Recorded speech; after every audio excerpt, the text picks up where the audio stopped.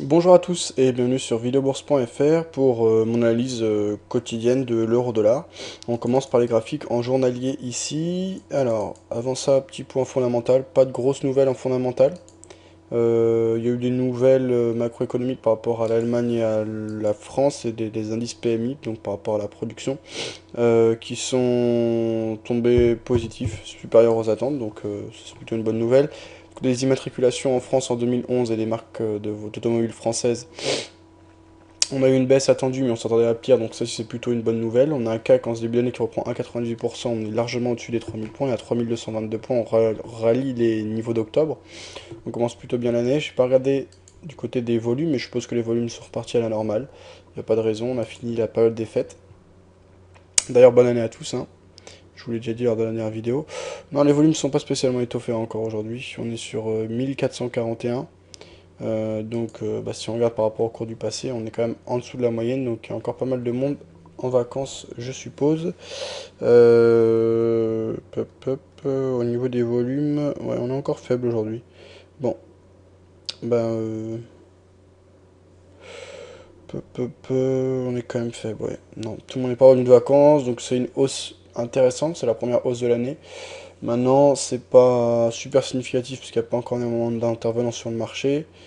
C'est pas spécialement soutenu par du volume, mais c'est tout de même à prendre en compte, hein, 1,98%, c'est pas rien. Alors, les valeurs qui en ont le plus profité, je vais regarder ça rapidement. Alors, bien sûr, si je regarde le CAC 40, c'est pour donner le ton de l'économie réelle, et donc pour faire le point fondamental, puisque nous, ce qui nous intéresse réellement, c'est l'euro. Donc, on va aller voir la composition de l'indice CAC 40.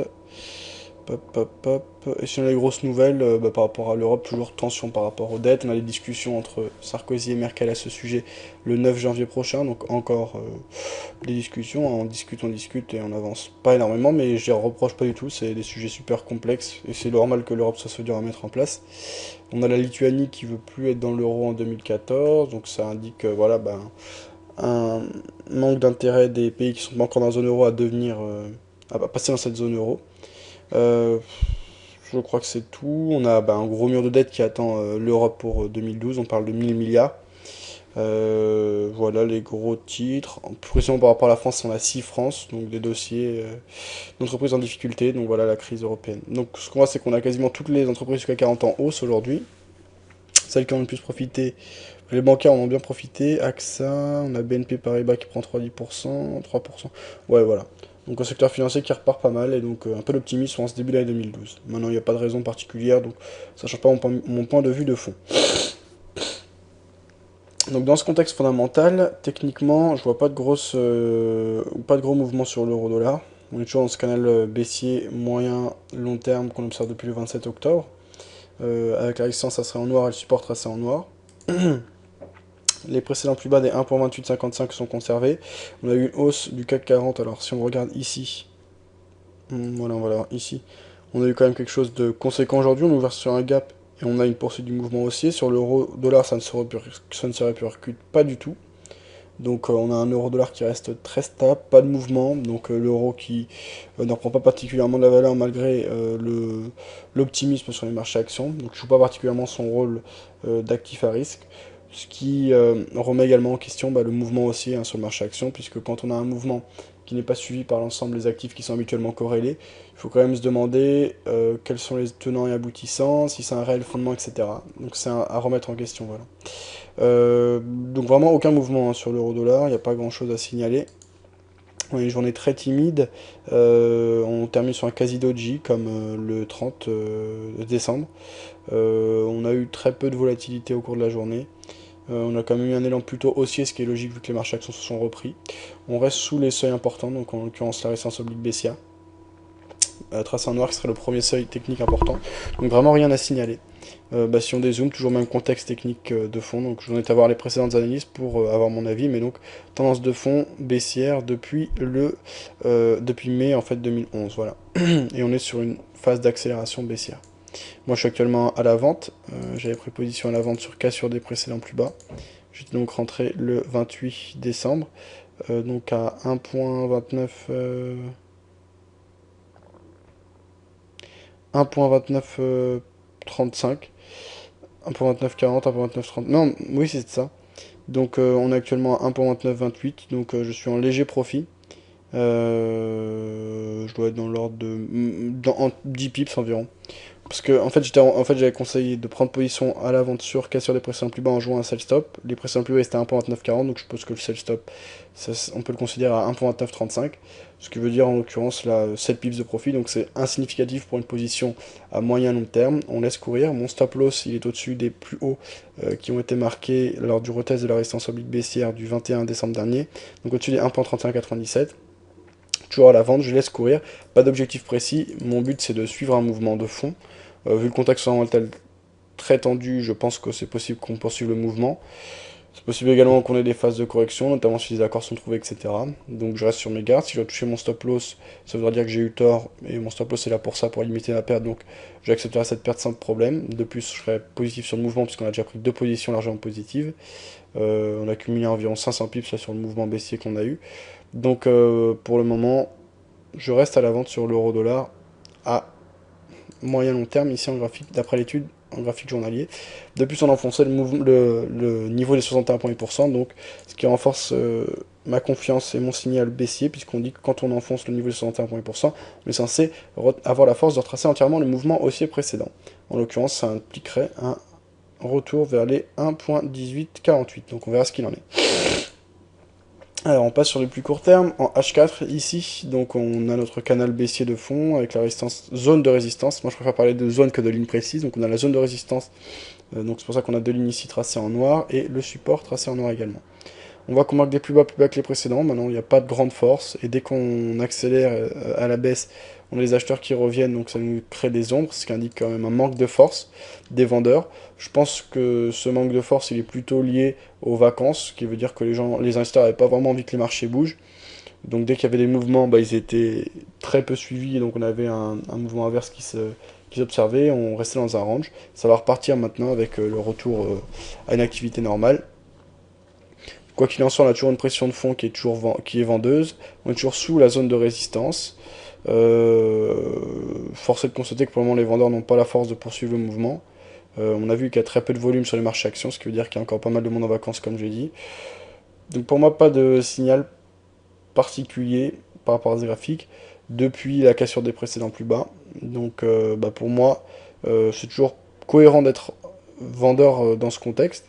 Parce qu'on n'a pas de signaux inverses, on n'a pas non plus de signal de force acheteuse, on a simplement des signaux de stagnation.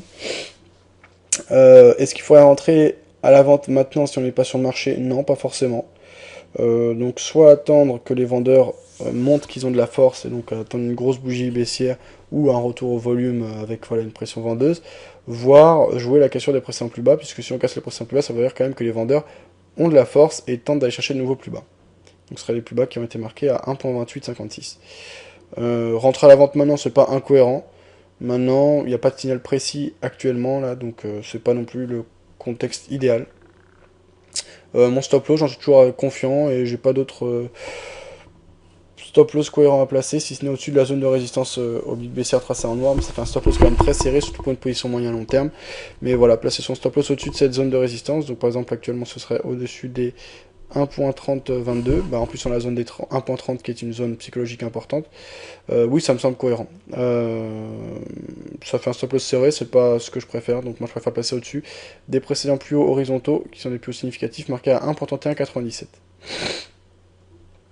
En M15, on termine par le court terme, on avait un drapeau haussier. J'avais dit que trader la cassure de ce dernier pouvait être cohérent. Donc on a cassé ce drapeau haussier. On est désormais reparti dans le sens de la tendance de fond, marqué en bleu sur mon graphe, par la résistance bleu marine. Donc on va voir ce qu'il en est. Les vendeurs ont de la force, les acheteurs ont lâché prise. On a retracé, voilà, on a eu une accélération baissière, on a retracé 61,8%, on se rappelle, j'avais fait une analyse là. Les 61,8% ont tenu bon, toujours un seuil important, c'est 61,8%.